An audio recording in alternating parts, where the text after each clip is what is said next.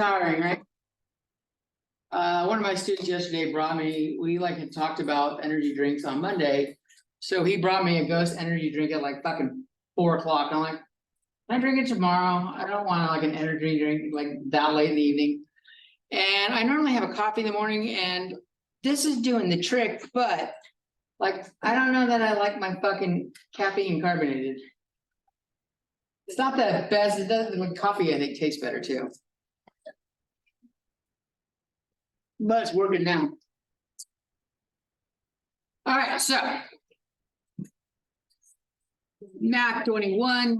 What day are we on in lectures? This is like effectively like day 2 of lectures, right? Day 2 of lectures. Today we're going to take a look at 1.5 and 1.6. 1.5 is on biases, and 1.6 is on steps in an experiment.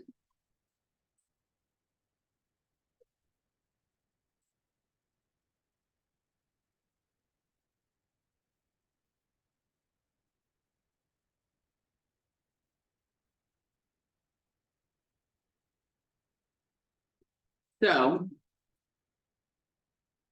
let's just throw down a definition. I said bias. Not everyone knows what a bias is. Can anyone give me, like, tell me what a bias is, like in their own words? What?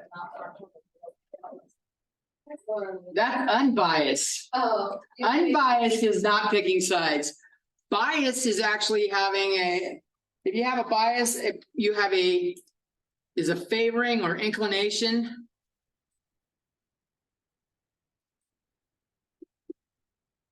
Having an inclination towards a specific outcome or choice.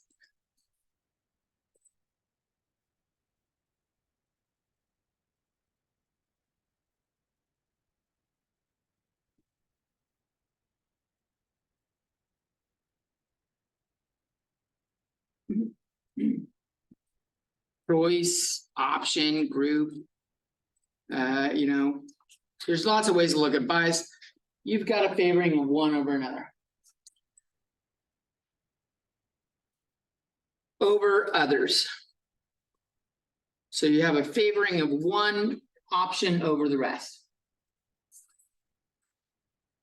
which is expected for everybody that you're asking questions to. But you don't want that if you're the one giving the questions.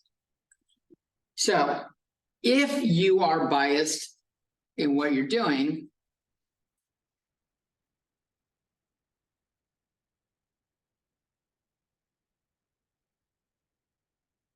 in your survey or experiment,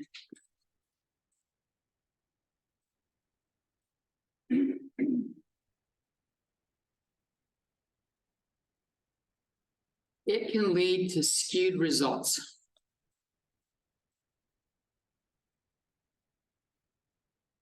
Or off results.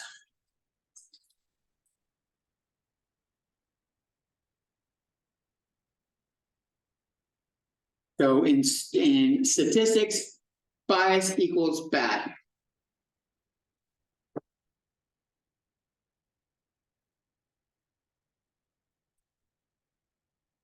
Is that a chocolate cream cold brew? No, it's the pumpkin cream cold brew. They have a pumpkin one now, okay. Yeah, pumpkin spice drop pudding. Huh. I generally like having 1 or 2 every year, and that's my cap on pumpkin. Like, I don't like pumpkin pie. Pumpkin flavor is okay. Pumpkin pie can go fucking die in a fire. Really? Why? It's the texture. It's fucking gross. I understand that. I mean, you got that texture. Like I said, the flavor isn't bad, but I like pumpkin. I want in moderation for flavor. Pumpkin cookies is fine. Pumpkin cake is fine. Pumpkin pie. The texture. That's great. All right. So one of these forms of bias is doing a convenience sampling.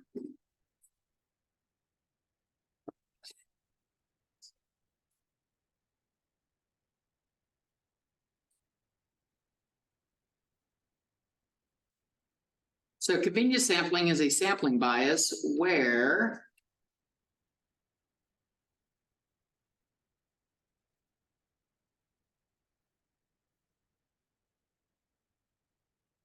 you choose who to sample because it's convenient.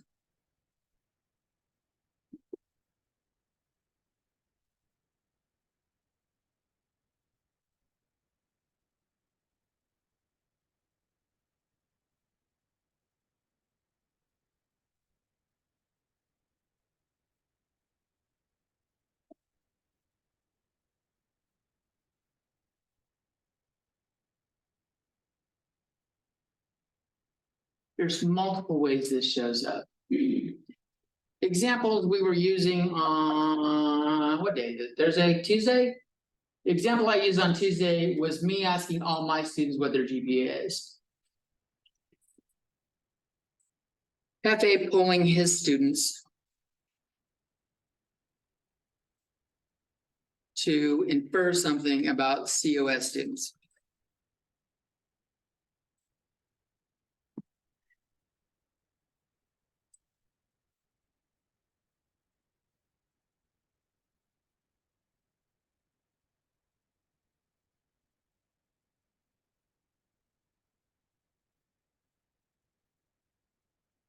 This semester, 90% of my students go to Tulare campus. Now, for a lot of students that go to Tulare campus, the only classes they take at COS are on Tulare campus. Like they live in Tulare, they go here for now, they'll eventually go over to the Visalia campus when they need to, but most people try to avoid commuting. So many of my students, if they go to Tulare campus for a class, they're taking all their classes here. So of all the COS students, my people are only from like giving Tulare answers, which means we might have a lot of Tulare residents, or it just might be people over like in Lindsay and Exeter and shit like that are commuting over here. And for whatever reason, I'm only asking Tulare students. I have completely eliminated Visalia and Hanford from the group. Now, the time and day thing isn't an issue for me because I actually teach in the mornings and in the evenings. So I kind of have a full range of times and days. I teach Monday through Thursday, I even teach Friday, but that's the one Visalia class I teach. Monday through Thursday here, I have morning classes on Tuesday and Thursday, not Monday and Wednesday though. But then classes in the evening every day. So it's convenient for me, but it's not reflective of all of COS. It's only reflective of Tulare students, and we might have a different mix. If most of the students live in Tulare and went to Tulare high schools, they tend to have a different outcome than Visalia high schools. Like the GPAs are different, what you study is different, the teacher quality is different. Whether it's better or worse, I don't know. I would have to look at the outcomes of who's coming from Tulare and who's coming from Visalia. Point is, it's generally different. This would be the same thing as if you wanted to do the survey of COS students and you just stood outside the library or you just stood in this hall out here and asked students over a 2-hour period for one day. You're only getting students that show up at the same time of day that you do. And like, you're not getting anyone that's at night classes. If you don't have night classes, you're not getting anyone, like if you do it over in the Visalia campus and you're only doing it in front of the library, you're not getting anyone that doesn't go to the library. A lot of people don't study in the library. Many people go home or hang out at somewhere else, not the library, because it's too fucking quiet. You can't study with other people in the library. Not effectively. You gotta whisper. It sucks. So these generate biases, and don't do them because it makes it so your outcomes can't be trusted. Okay. Don't do convenience sampling. Another form of bias is called undercoverage.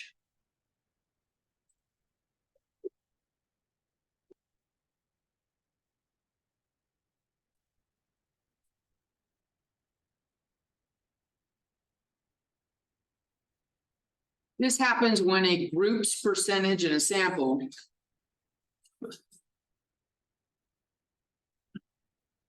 of a sample is lower than the overall population.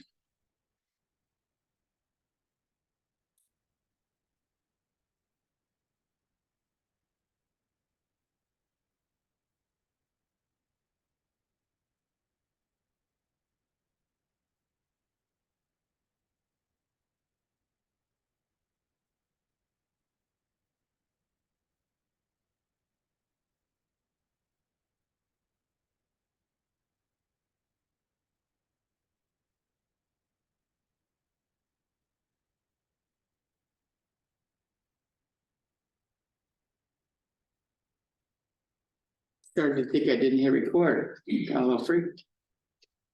I don't know if you guys noticed, I posted you guys' videos and the videos from the evening.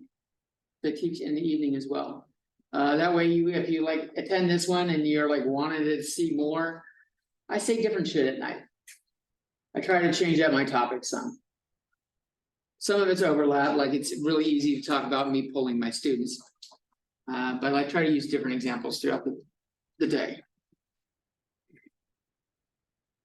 I brought up your guys' whole fucking skincare fucking thing with was it my stats class? I think it was my algebra class. No, I did it with the evening stats class. Yeah. And not a guy in the room knew. A lot of the women knew about it. Someone even said they have like a smaller fridge is for birth control. What? Yeah. I've never heard of that. I mean. And I said, well, really? Why not just like put it in their main fridge? Like how often do you like, what form of birth control do you need that you like, you need its own fridge? And then I'm like, how often is it used? And they said like once every 3 weeks. Oh, it's probably like the little ring. I've Okay. never heard of that being stored in the fridge though. I would assume it was like something that was shot based. Yeah, the injection. No, because the demo has to be done by a doctor. Okay. You can't. Yeah, I'm never gonna have this information really available to me. But yeah, so something, there's a mini fridge for birth control. That's I don't know. The only way I think of birth control with a fridge is throwing a newborn into a fridge, and that solves the population control. But that's fucking a little sick, right? I would say it's a really sick, not just a little. Okay, a little sick. Oh, I like a lot of sick, like psycho, like see a therapist sick. All right, so an example of this undercoverage thing. I am a libertarian. I am of the Libertarian Political Party. If you go and survey people in California, the Libertarian Party is like a very small percentage. It's under 5%. If you go and just survey random people in any fucking city in California, you're more than likely to not get, unless you have a large sample, probably aren't going to get any libertarians. So like they're going to have a 0% representation in your poll.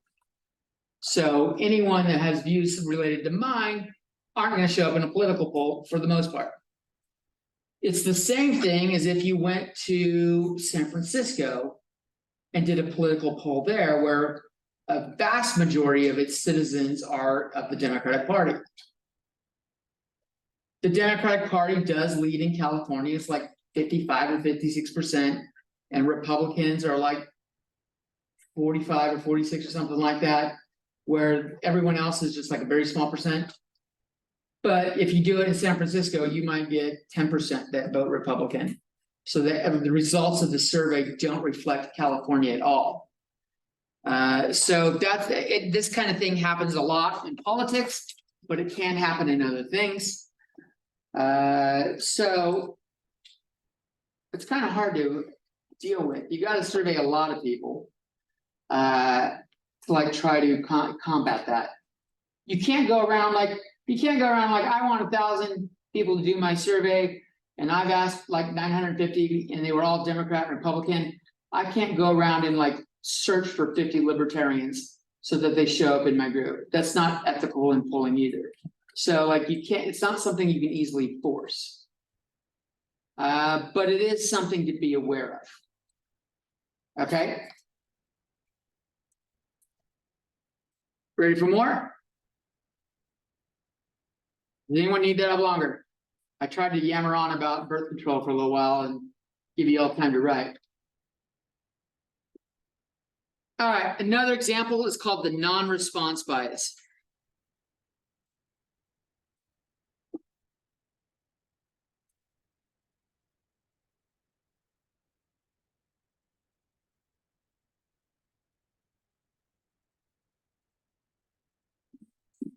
Participants just don't answer or don't respond.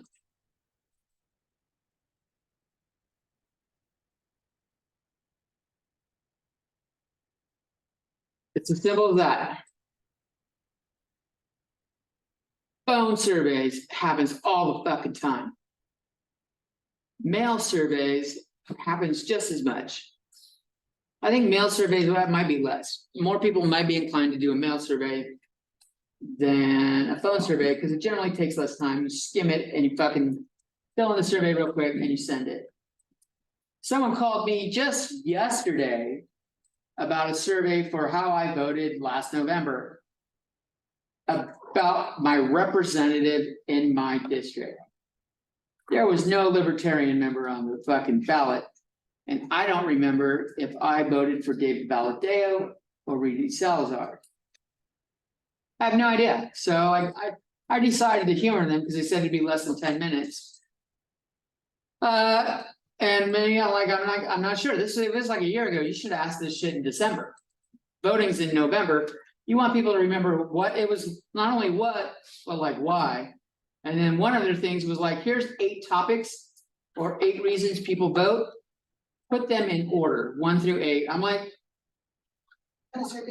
she said them. I'm like, all right, I don't know which one's number 1. Can you say them again and let me write them down? And then when I wrote them down, I was able to go through them and pick them, but it was like, that's a terrible way to do a survey. Like it's better to go on a scale of 1 to 5, how important is this to you? Or 1 to 10 or something like that. And then go through them one at a time.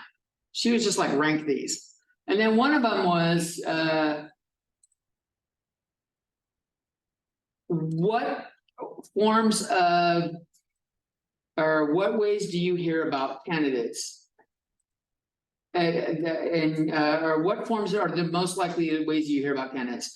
There's TV, there's radio, there's community, there was internet, there was your pastor or priest. There was like 10 of them. And I'm like, okay, so TV, radio, and my friends. Those are ways I hear about candidates. I'll go look up shit on the internet also. And then when it got to how do you choose who to vote for? They didn't list any of those. They only listed like community, your priest and shit like that, but they didn't list TV or radio, which is a lot of ways people get their ideas of what the candidates represent. And they were fucking options of why you chose the candidate. I'm like, this is not a well-written question. I even told her that she had like, do you have any extra things to add at the end? I'm like, I really like that your survey was neutral. It did not present a bias. They didn't care who I voted for. They wanted to know why I voted a particular way.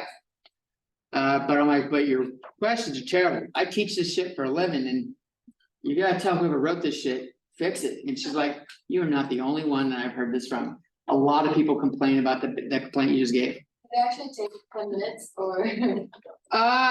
It was close to it, yeah. Just because there was like, I'm like, I had to write down the topics because I didn't want her to repeat them like fucking 8 times in a row just so I could narrow down the list. So I had to get out pen and paper and write them down. At that point, I almost fucking said, fuck it, click. You've made this now inconvenient by the way your questions are done. That's what I should have said. I should have told her that. You probably are getting people to hang up as soon because it was like the first or second question. It's like one of those right away, like, is this where this survey is going? Where I gotta fucking need pencil and paper? Nope. Click. Almost. Participants don't respond, but there is a way to address this. We can minimize. Does anyone not know what minimize means? It means like make it the lowest. We can make it the lowest by providing incentives.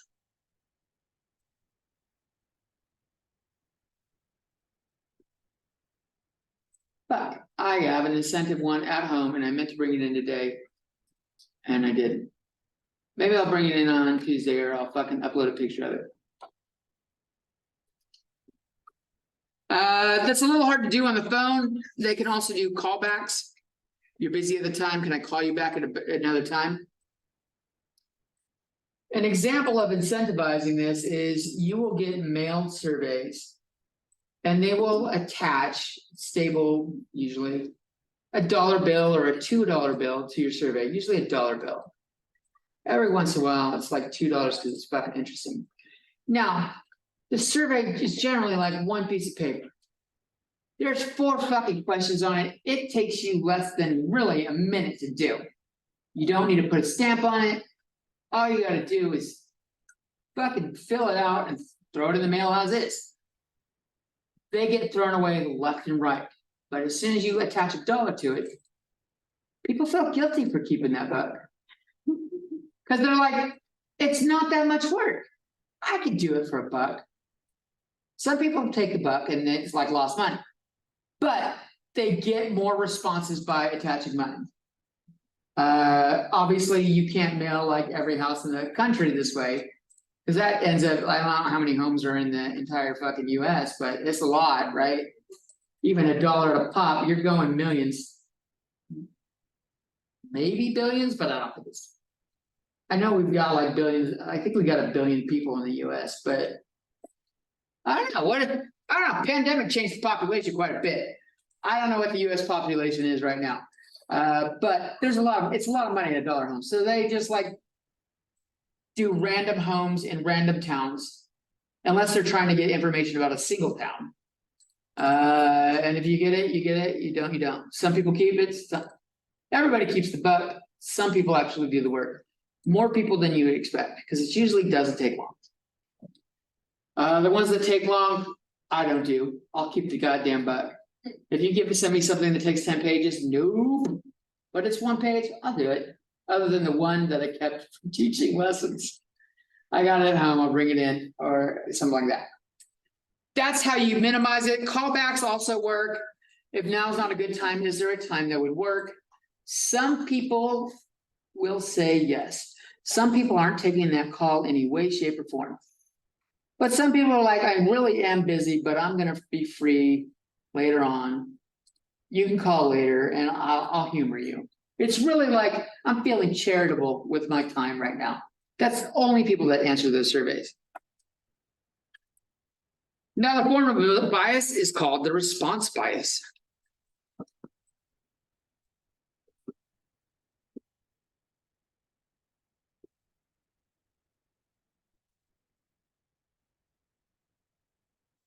These could be just flat out lies. You like lie to the person on the phone.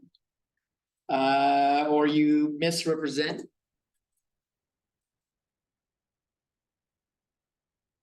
Misrepresent information.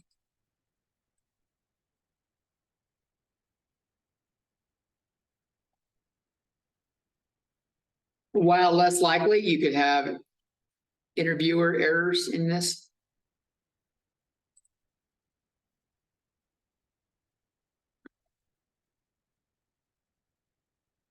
Or you have a vested interest.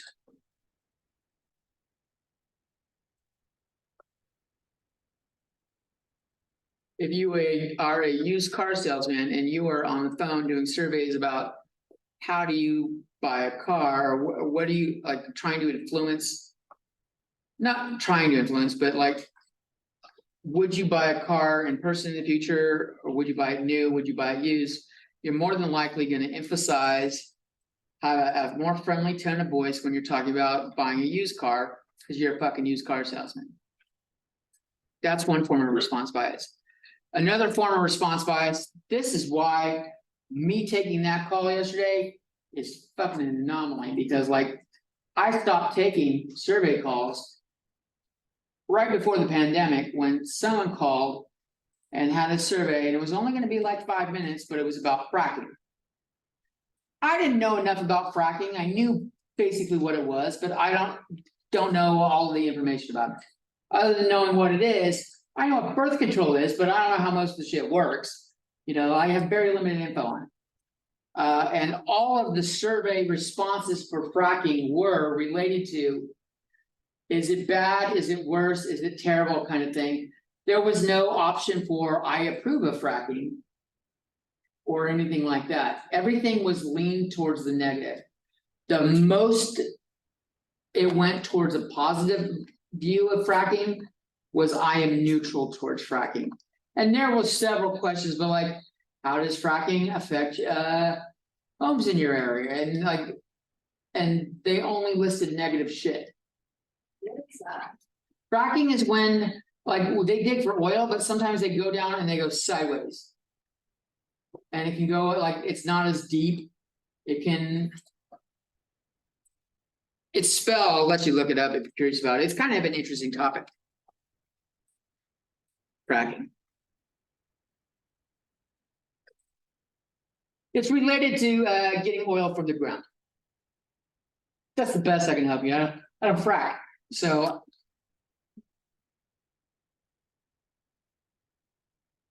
I might need to use that in a story I'm writing. I don't frack. I like that. All right, so but this can also lead to poor question making. If you are doing a survey, let me give you the topic of what's going on here. Wording of questions matter.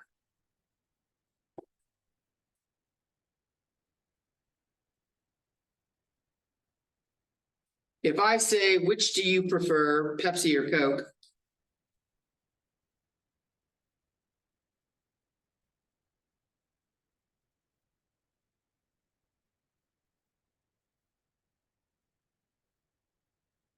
Only people that have a very specific preference here have a good answer for this. If you don't like Pepsi or Coke, or you're like, they're the fucking same.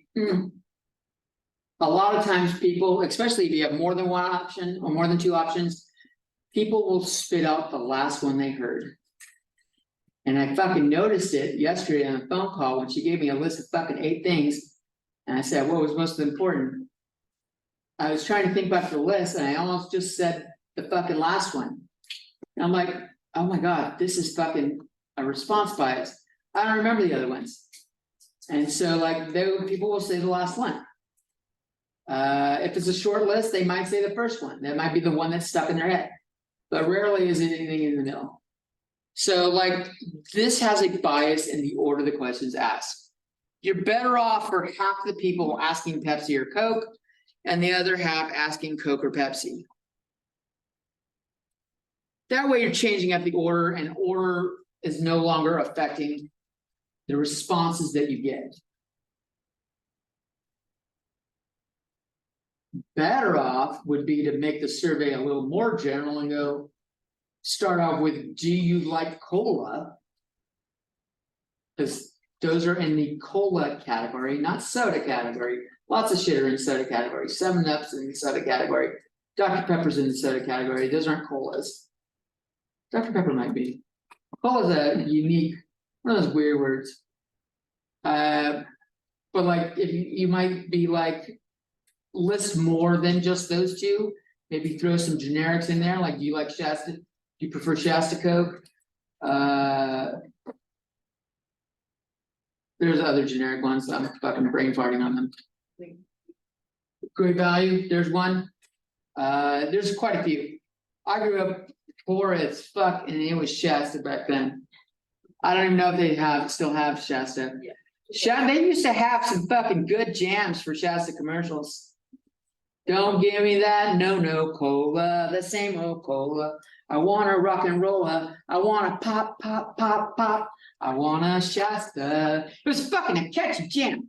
You know how I know? I'm fucking singing it 35 fucking years later. I still know the lyrics. Holy shit. That was an effective commercial or advertising scheme. It fucking stuck. Yeah, that's the, yeah. You're all fucking, what the fuck is he doing up here? That was a Shasta song. So like, try to add more content. Avoid shit like this. Other forms of bias, here's a basic one in this category. is data entry errors.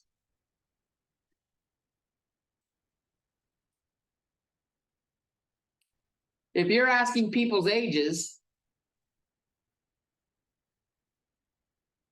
if you are entering ages,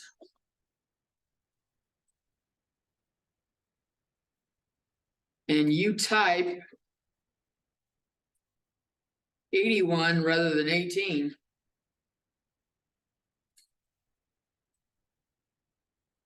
you done wrecked that mean.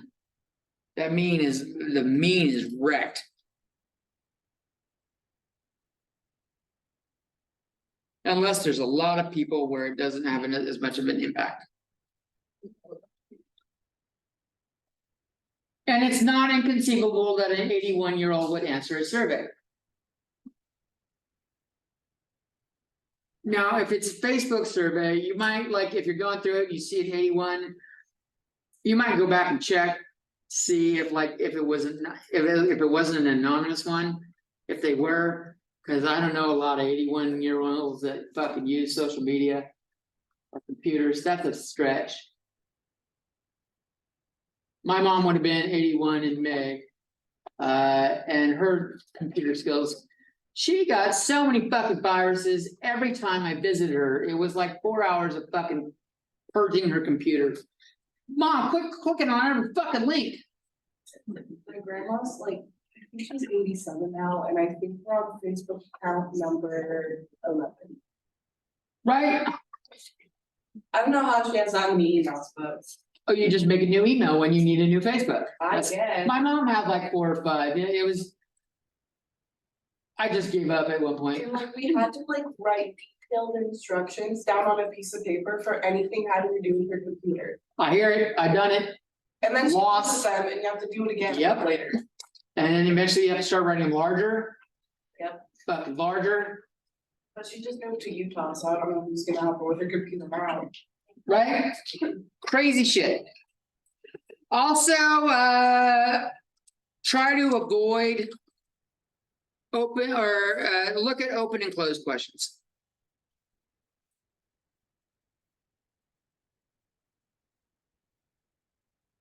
Open questions have a free response. They can answer, it's like fill in the blank.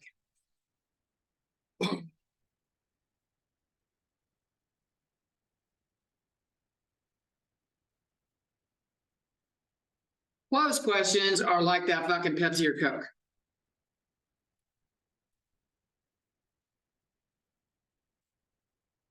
So, if you like the Pepsi or Coke, if you don't like either one and you don't have any other option, most people will just randomly pick one.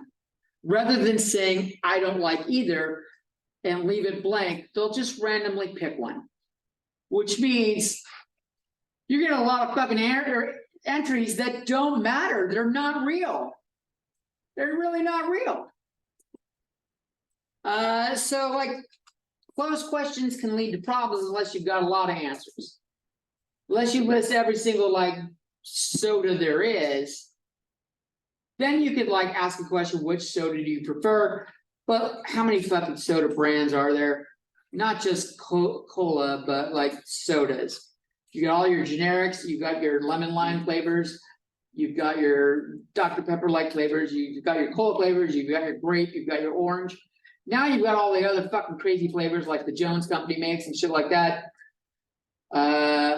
There's a lot of crazy flavors out there. It's kind of hard to do the closed question. But you could put a lot more options. You could put like 9 or 10 options. And then like it makes the survey question bigger, but you can do it. The other option is you can make it an open question. Just say, if you like soda, what do you prefer? And leave it blank and let them write what they want. This gets you better responses. You are going to get an exact response. No one's going to make shit up for that one. If they don't like soda, they don't drink soda at all, they'll say, I don't drink soda. The problem is you are going to get those 5,000 different fucking answers. And so like breaking that down into something that's usable and like doing like the stuff we're going to do in later chapters finding that the numerical summaries of it is not pleasant. It's a pain in the ass. And then you gotta, maybe at that point you start grouping on your own. This is a cola category. This is like a lemon lime category. This is a root beer category. Whatever you're doing your survey for about sodas. There's advantages and disadvantages to both.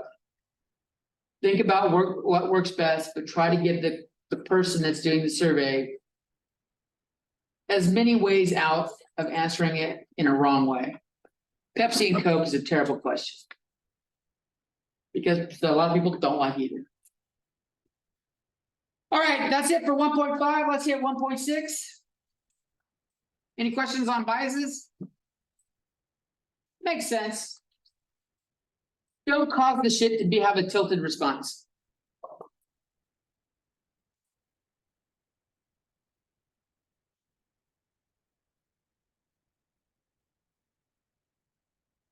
Uh, 1.6 steps in an experiment.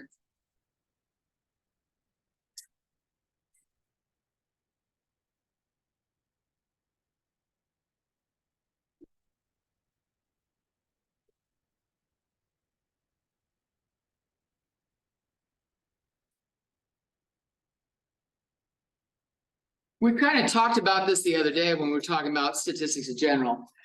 But we're going to identify the problem or question to be answered.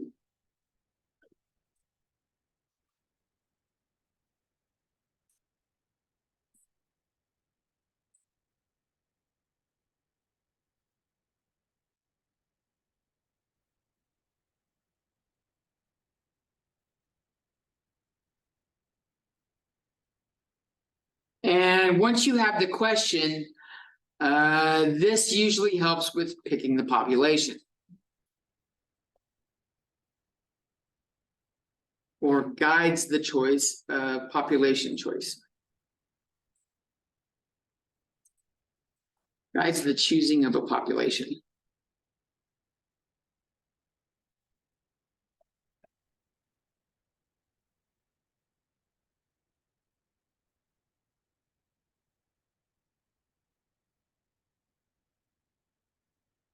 For example, in the last 5 years, like maybe 4 or 5 years ago, right before the pandemic, the California state passed AB 705, which forces community college students to not give any math classes that are lower than transfer level.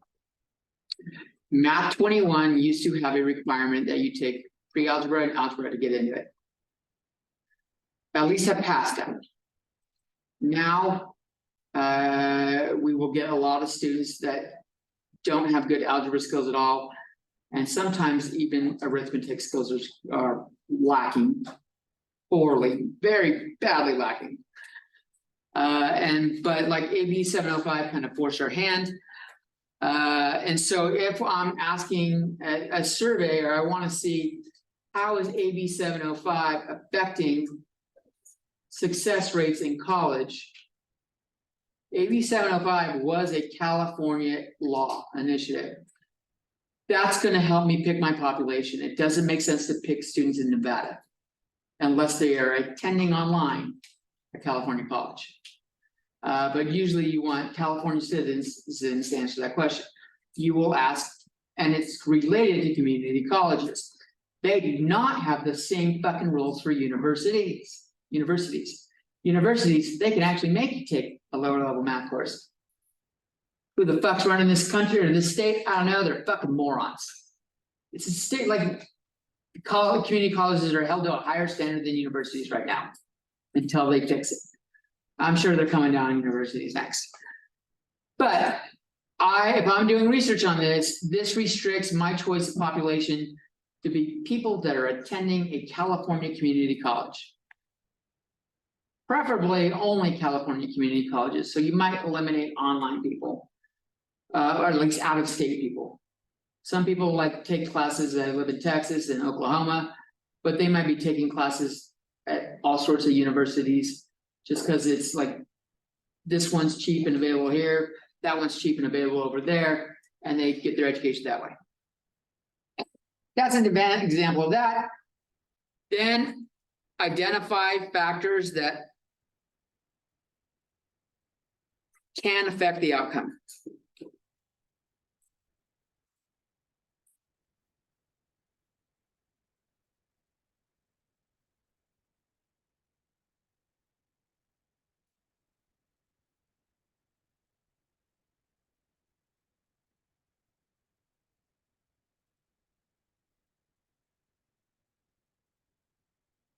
AB 705 was a math and English initiative. We had to do it in English as well.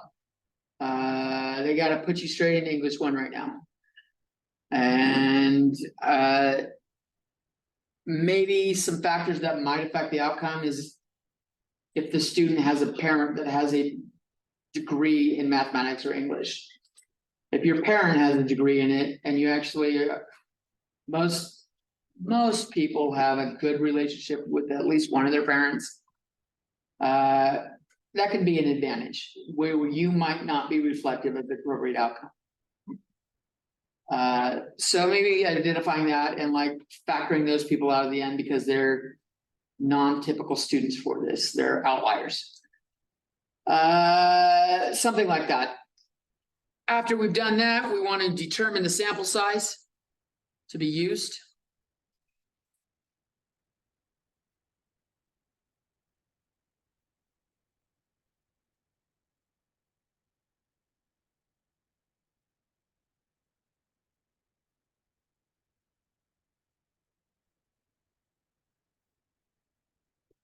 Frequently, this is as many as possible.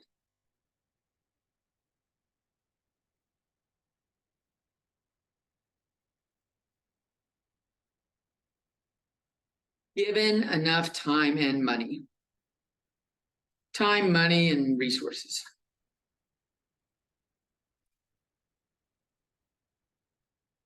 Other resources. Time and money are resources.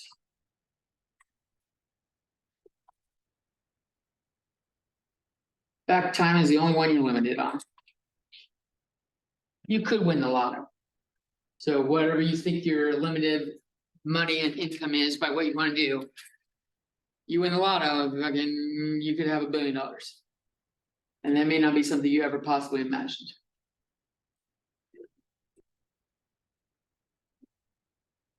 I never thought I would make $1 million in my lifetime. At the current rate of my employment, that's going to take less than 10 years. Like I make over $100,000 a year. So that's 10 years. In 10 years, I'm going to look back and go, what the fuck did I do with $1 million? I don't know where it's going to go. Every once in a while, vacation here, I'm going to look at my video games and go, you know, you paid $20 for those, right? Where did the money go? Hopefully my wife doesn't ask that. Then I get in trouble. All right, so once we've done that, what we want to do is we want to put in place the controls. I wrote too close to the fucking block area. We want to fix one variable. Control it. This might be the giving a placebo and giving the drug. Try to control it down to the reason you might think there's an outcome. We had a reason for a name for that, down to the explanatory variable.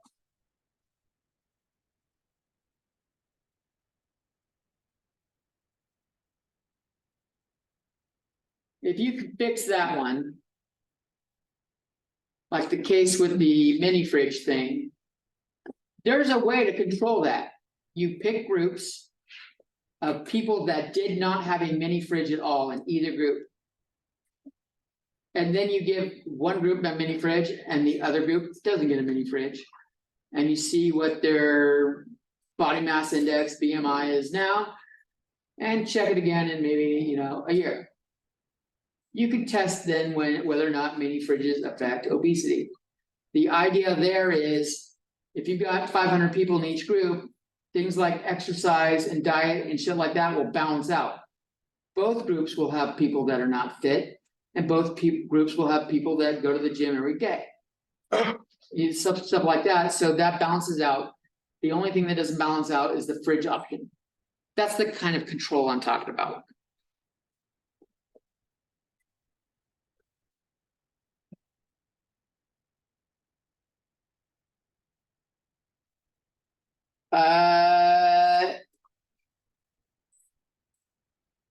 So let me actually write down that last bit. Because I didn't like, if we have random for everything else.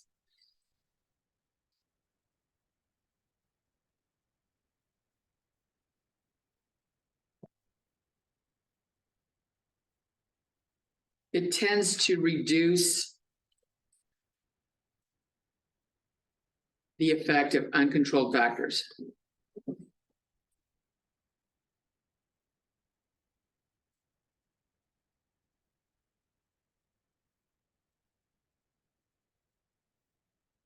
There's vegans in both groups, there's meat eaters in both groups, there's people that only eat junk food in both groups. Diet's no longer a factor because both groups have good and bad eaters.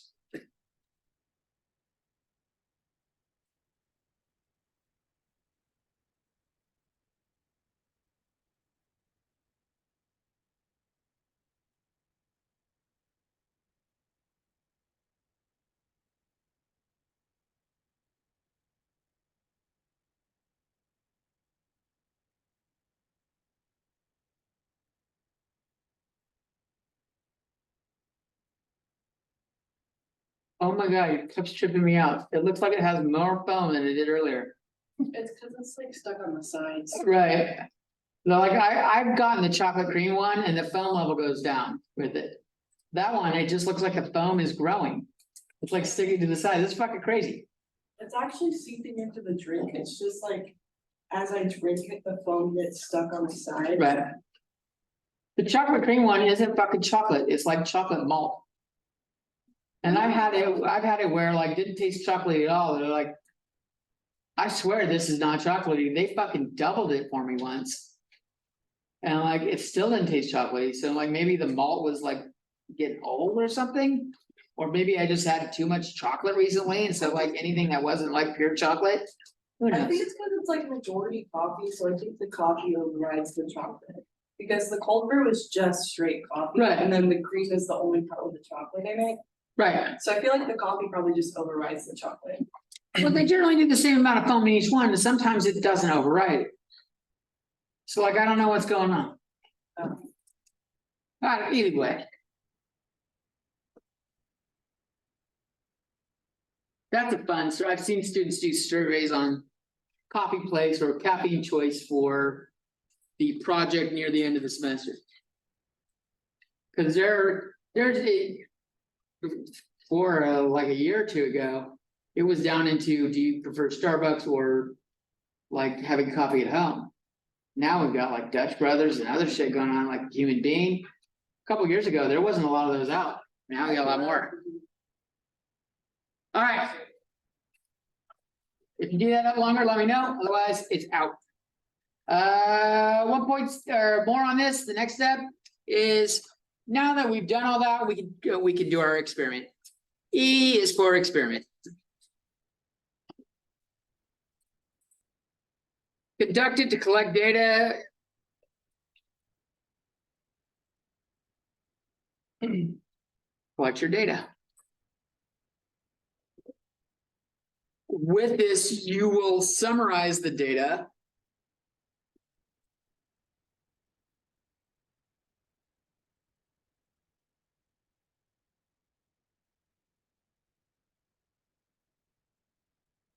Using a specific technique.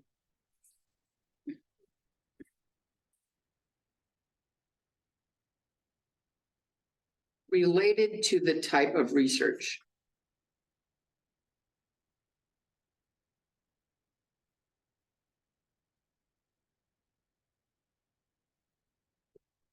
Which sounds a little weird.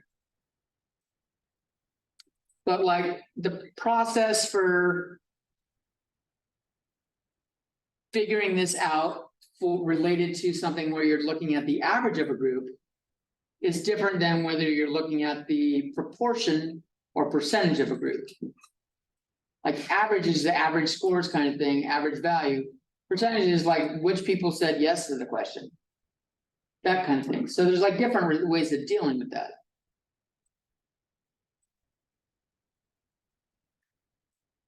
And using those techniques in F, we will test the claim using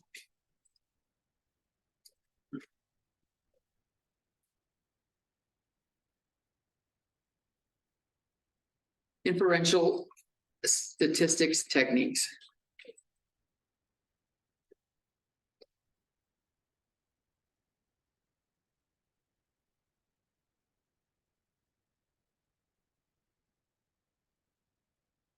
And when I say the claim is the idea or hypothesis that you think applies to the population.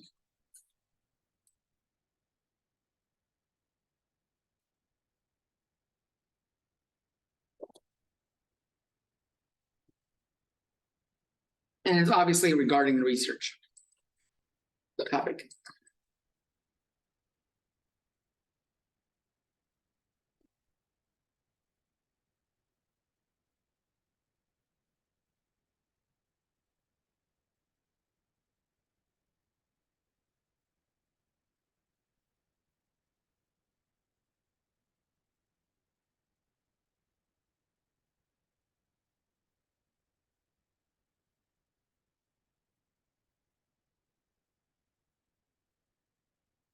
For example, and this is only because I'm basing off what I see when I drive around town. I think a majority of people now prefer Dutch Brothers coffee. The lines at Starbucks are generally lower than Dutch Brothers, which are always fucking long. Human being isn't often very long. So while there are many people that prefer it, Dutch Brothers is always fucking long. Day or night. And so I think if I were to poll people, I think a majority, which is over 50%, are gonna say Dutch Brothers. Well, but then again, Starbucks, there's a lot of online, so people just go and pick up and leave. Right, so that's okay. It's okay. This is it. I'm glad you said that. Because if you're doing some research, you don't have to fucking be right. I might be wrong. My research will show. In fact, oftentimes, if I do the question and do the experiment correctly, I can go through and try a new hypothesis without collecting more data. If I did that, I think people that buy coffee and Visalia and Tulare prefer Dutch Brothers. And I surveyed 500 people. And I survey enough people, and the requirement is they have to drink coffee for them to be included. I can find out whether I'm right or wrong. And now, if the data clearly shows Dutch Brothers is like around 25%, and I'm wrong, I could make a new theory, a new hypothesis, and test that one using the same data, and I could make it about Starbucks. So it's quite okay to be wrong. In fact, when you guys do a project later on as groups, your idea can be wrong. When you go through and you get the results, it can be wrong. It's fine. The idea is to walk through the steps here and learn the process of how doing statistics work. I have had a lot of people just go they submit one idea, and when they're presenting on it, they have changed their idea. They do the exact opposite thing because they turned out they were wrong. And when they presented, they wanted to show they were correct. You could do that, but you don't need to. It's okay to be wrong. In fact, it's probably better to be wrong. It's good to go, oh shit, I learned something. You know? Okay, so that's how we do the testing. I told you guys about placebos the other day. I'm gonna just put in words so we have what it is. We're gonna be done in 10 minutes. How about that? Does that sound good for today? Yeah, that's awesome. Does anyone want me to lecture for another 45? No. I can. I got an entire fucking thing, I can. No, okay. Placebo. I don't think I spelled out what it is. This looks like something else, but doesn't have the active ingredient. Looks, tastes, whatever. Like the real deal, but is missing active ingredients.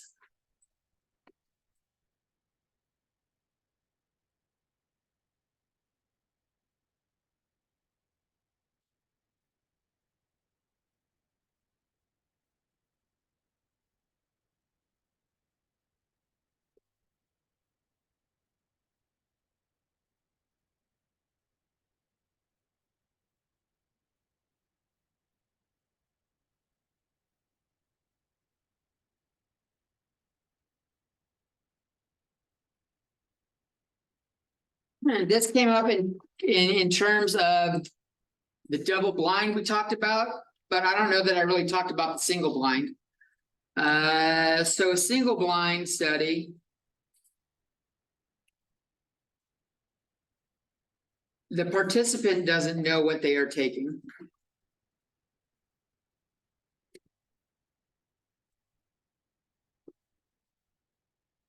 If they have the medicine or the placebo.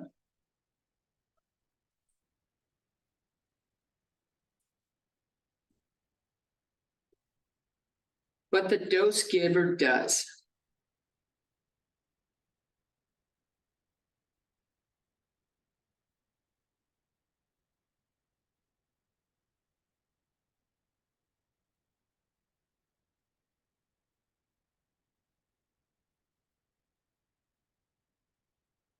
In cases where this is like drastically affecting someone's life, this single blind study sucks. There are cases where the single blind study is perfectly fine. It's where the outcome really doesn't matter. You're just testing an idea.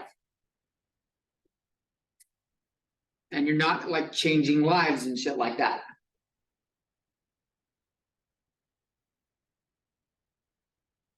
If I give you this drug, do you have more energy throughout the day? That kind of thing. Now I feel like I can give someone a placebo with a straight fucking face because it's not affecting your health. It's just saying whether you need to have more coffee or not, right? The double blind, we talked about this one more thoroughly. Double blind, the dose giver doesn't know either. Didn't know one that is about the cancer. Yeah, this is where I talked about the cancer one. But it doesn't need to be strictly related to cancer. It could be anything where the outcome you consider significantly important enough that you don't know that the dose giver or whoever, whatever it's about, can give it without letting the person know that they're in the placebo group. Like if the outcome doesn't matter, it's just checking energy, I can look you straight in the fucking eye and say, here's your medicine. Because I know that I'm testing the placebo and I know it's not gonna harm you.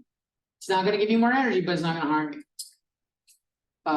If it's something for anything health related, I don't think I could.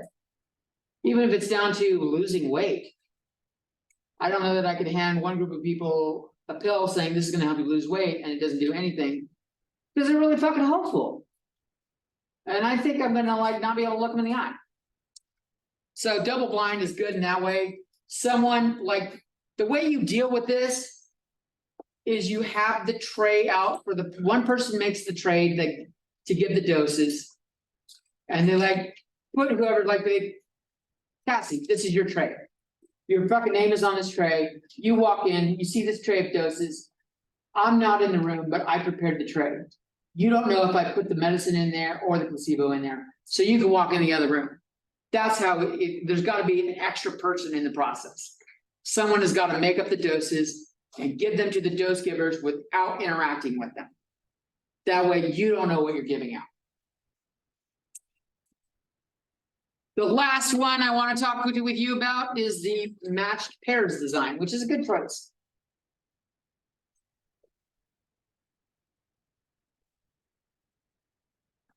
Match pairs design comes up a lot.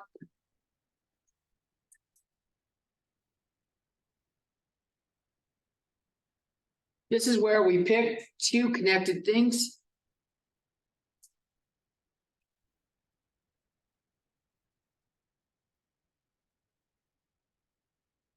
Or individuals. Kind of thing.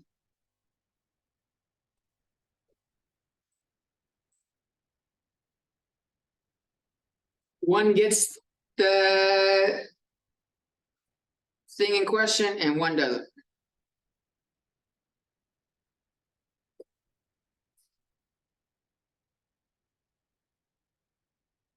So the single blind, double blind are like a subset of this. They're like a breakdown of the match pair. But sometimes there are scenarios where it's not a double blind or a single blind either. Like before and after fall in this category.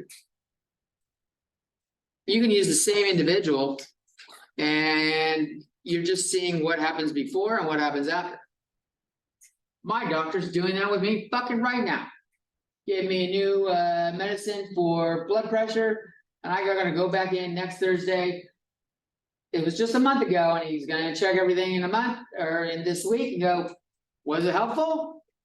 If so, we'll continue doing it. If it needs more to be more helpful, we'll do that. But if it doesn't have any effect, we're not gonna do it anymore. So he's like doing his little study on me, but it's a before and after kind of thing. You could also do siblings or twins. Those are connected individuals. Spouses.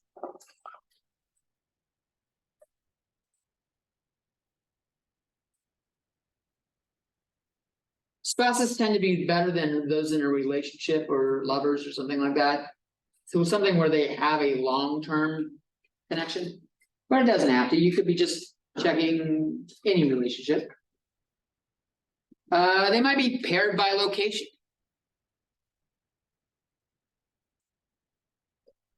I'm going to survey people in Fresno and I'm going to survey people in Visalia, Tulare. And go, does Fresno have different result than Visalia, Tulare? So that's another form of pairing. Any questions? Would you like to start chapter 2? Or would you like to leave?